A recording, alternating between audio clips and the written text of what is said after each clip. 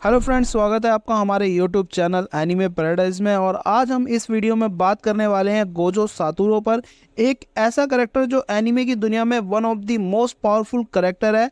और कुछ साथ ही में ऐसे करेक्टर्स के बारे में बात करेंगे जो आगे जाकर गोजो के लेवल को मैच कर सकते हैं। गोजो जुजुत्सु काइसेन का एक one of the most powerful sorcerer है। नो डाउट गोजो के पास ऐसी पावर्स हैं जो शायद कोई भी मैच ना कर सके।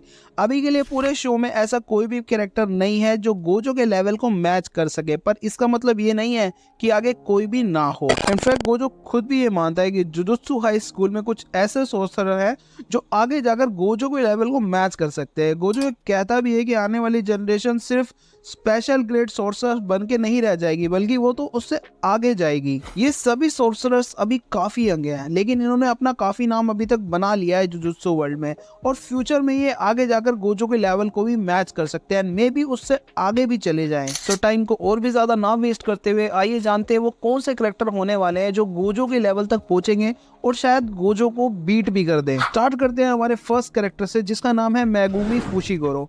मेगुमी जुजुत्सु काइसेन का एक one of the most talented next generation sorcerer है। मेगुमी ज़ेनिन क्लैन का मेंबर है जिसने 10 शैडो टेक्निक को इनहेरिट करा है, और ये टेक्निक काफी पावरफुल है जो क्लैन के स्ट्रॉन्गेस्ट मेंबर ही पोजेस करते हैं। मेगुमी अपनी इस टेक्निक की वजह से 10 शिकिगामी को समन कर सकता है अपने शैडोज की मदद से। इन 10 शिकिगामी में से सबसे पावरफुल शिकिगामी है महारागा, और ऐसा इसलिए है क्योंकि इस शिकिगामी को कोई भी कंट्रोल नहीं कर सकता। जी हाँ, मेगुमी भी इसे कंट्रोल नहीं कर सकता, और अगर ये अनलीश हो जाता है तो ये किसी को भी मार सकता है, और शायद उसे भी मार सकता है जिसने इसको समन करा है। इनफैक्ट महारागा स्पेशल ग्रेड कर्स के साथ भी टक्कर का मुकाबला कर सकता है। इनफैक्ट 10 शैडो टेक्निक यूज करने वाला एक मेंबर पास में ऑलरेडी गोजो फैमिली के एक मेंबर जिसके पास both 6 eyes and limitless technique power थी, उसे टक्कर की फाइट दे चुका है। मेगुमी के पास भी काफी पोटेंशियल है, and in future Megumi Gojo के लेवल को इजीली मैच कर सकता है। मेगुमी के पास एक डोमेन एक्सपेंशन भी है जिसका नाम है चिमीरा शैडो गार्डन।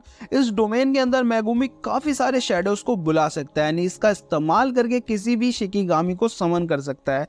इस डोमेन में ये सब शिकिगामी अपने 1/10 पोटेंशियल के साथ लड़ सकते हैं, जिसका मतलब उनके अटैक और भी ज्यादा स्ट्रॉन्ग हो जाते हैं। फिलहाल अभी तक मेगुमी अपने डोमेन को परफेक्टली कंट्रोल नहीं कर पाया, but who know the future. In fact even Sukuna भी ये मानता है कि मेगुमी काफ़ी इंटरेस्टिंग कैरेक्टर है जिसके पास काफ़ी सारी पावर्स हैं। अगर मेगुमी अपनी पावर्स को कंट्रोल करना सीख लेगा आने वाले टाइम में, तो शायद वो आगे जाकर सबसे स्ट्रॉन्ग कैरेक्टर बन जाए सीरीज में। सेकंड नंबर पर आती है माकी ज़ेनिन। माकी ज़ेनिन एक ऐसी कैरेक्टर है जिस पर काफ़ी लोगों को डाउट रहा है कि ये गोजो के लेवल की बन सकती है, लेकिन माकी ने पहले भी कई बार काफ़ी लोगों की एक्सपेक्टेशंस को सरपास करा है। तो हम ये कह सकते हैं कि ऐसा तो नहीं है कि वो गोजो के लेवल की कभी भी ना बन पाए। मे की डेथ के बाद माकी काफी पावरफुल बन जाती है। इनफैक्ट तोजी फुशिगोरो के लेवल तक बन जाती है, और हम सब ये जानते ही हैं कि तोजी ने लगभग गोजो के यंगर वर्जन को मार ही दिया था। Of course there is no doubt कि गोजो तब के कंपैरिजन में काफी स्ट्रॉन्ग बन चुका है, लेकिन माकी भी अपने फुल पोटेंशियल तक अभी तक नहीं पहुंची है। एंड बाकी के सोर्सरर्स के जैसे माकी को और भी ज्यादा ग्रो होना बाकी है। आने वाले टाइम में माकी नेक्स्ट जनरेशन की one of the leading characters में से एक होने वाली है। मांगा में माकी का आर्क काफी ज्यादा जबरदस्त माना गया है। माकी के फुल पोटेंशियल पर हम ऑलरेडी वीडियो बना चुके हैं, जिसे आप हमारे चैनल में जाके देख सकते हैं, एंड ऊपर दिए गए आई बटन पर क्लिक करके भी देख सकते हैं। माकी एक टाइम पर ग्रेड 4 पर अटके हुए होते हैं, लेकिन ऑल ऑफ सडन माकी ग्रेड 1 पर चली जाती है। सिंस फ्यूचर में माकी का ग्रो होना कंफर्म है, एंड कितना ये भी बताना बहुत मुश्किल है। माकी में काफी पोटेंशियल है, जिससे ये आइडिया लगाया जा सकता है कि माकी आने वाले टाइम में गोजो के लेवल को मैच कर सकती है। थर्ड पर आता है किंजी हकारी। किंजी हकारी का अभी तक एनीमे में कुछ खास इंट्रोडक्शन नहीं दिखाया गया है, लेकिन कुछ एपिसोड्स में किंजी हकारी को जरूर हाईलाइट किया गया है। हकारी उन 3 सोर्सर्स में से एक है जिनको गोजो काफी स्ट्रॉन्ग कंसीडर करता है, जो आने वाले टाइम में गोजो के लेवल तक पहुंच सकते हैं। वो सोर्सर है यूजी, यूटा एंड हकारी। सो हकारी कितना स्ट्रॉन्ग है इसका गैस हम इस चीज से लगा सकते हैं। हकारी भी कभी टोक्यो जुजुत्सु हाई में 3rd ईयर का स्टूडेंट हुआ करता था, लेकिन अपने बिहेवियर की वजह से हकारी काफी बार मुश्किलों में पड़ चुका है। लेटर सस्पेंड कर दिया गया था। जैसे कि मांगा रीडर्स जानते हैं कि हकारी फाइट के मामले में काफी स्ट्रॉन्ग है, एंड हकारी की कर्स एनर्जी में एक एज है जिसकी वजह से उसके अटैक्स में कटिंग इफेक्ट आता है, लेकिन हकारी का सबसे बड़ा एडवांटेज है उसका डोमेन, जिसका नाम है आइडियल डेथ गैमलिंग। ये एक नॉन लीथल डोमेन है। इस डोमेन में हकारी को एक तरह से गैमलिंग करनी होती है। इस डोमेन में अगर हकारी को अपनी कर्स टेक्निक यूज करनी है तो उसे जैकपॉट हिट करना पड़ेगा। एंड जैकपॉट हिट करने की प्रोबेबिलिटी जो है वो है 1 आउट ऑफ 239। अब हकारी के लक को हम अच्छा कह सकते हैं क्योंकि हकारी जैकपॉट को हिट कर लेता है। एंड अक्सर जैकपॉट को हिट करने के बाद हकारी अगले 4 मिनट और 11 सेकंड के लिए गोड लेवल का बन जाता है। In other words, in 4 minute के लिए हकारी के पास अनलिमिटेड कर्स एनर्जी आ जाती है। साथ ही में हकारी खुद को ऑटोमेटिकली हील भी कर सकता है। मतलब ओपोनेंट हकारी को कितना भी मार ले लेकिन उसके बाद भी हकारी अपने आप ही ठीक होता रहेगा कुछ वक्त के लिए। और साथ ही में उसके पास अनलिमिटेड कर्स एनर्जी भी होगी जिससे वो अपने ओपोनेंट को इजीली मार सकता है। 4th नंबर पर आता है Yuta Okkotsu. Yuta no doubt Jujutsu Kaisen का एक मोस्ट पावरफुल कैरेक्टर है। And we already know that कि यूटा एक लीडर होने वाला है नेक्स्ट जनरेशन का। फैंस बिलीव दैट कि यूटा एक ऐसा कैरेक्टर है जो आने वाले टाइम में गोजो को राइवल कर सकता है। अगर हम स्टूडेंट्स ही नहीं बल्कि अगर सभी सोर्सरर्स को मिला भी दे तो गोजो के बाद जो सबसे ज्यादा स्ट्रॉन्ग है वो है यूटा।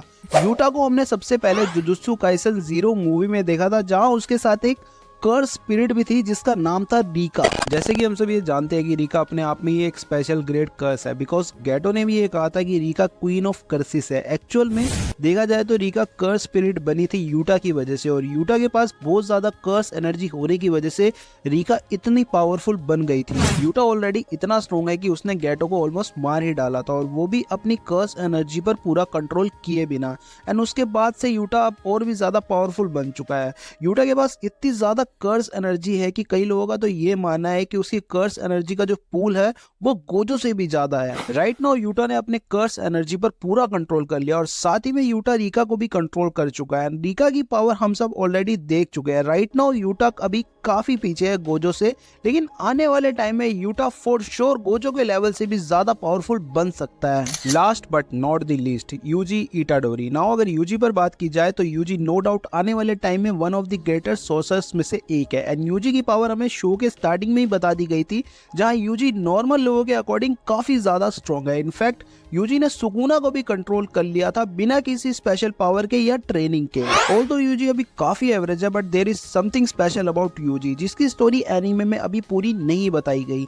मेगुमी भी यूजी को काफी स्ट्रॉन्ग मानता है। इनफैक्ट कहता भी है कि हैंड टू हैंड कॉम्बैट में यूजी को हराना बिल्कुल इम्पॉसिबल है। यूजी की पावर्स ही उसे आने वाले टाइम में सबसे ज्यादा स्ट्रॉन्ग बनाएंगी, इवन दो यूजी के पास अभी कोई कर्स एनर्जी नहीं है। फर्दरमोर हम ये भी जानते हैं कि यूजी चीज़ों को काफ़ी जल्दी अडेप्ट कर लेता है। आने वाले टाइम में यूजी नो डाउट काफ़ी पावरफुल बनने वाला है। परहैप्स यूजी ही होगा वो जो सुकुना को हराएगा फ्यूचर में। तो ये है वो 5 कैरेक्टर्स जो आने वाले टाइम में गोजो के लेवल जितना स्ट्रॉन्ग बन सकते हैं। मे बी वो गोजो को पीछे छोड़ दे पावर के मामले में। आपके क्या थॉट्स हैं इस बारे में, हमें कमेंट्स कर जरूर शेयर करें। ऐसी और इन्फॉर्मेटिव वीडियोस को देखने के लिए चैनल को सब्सक्राइब करें।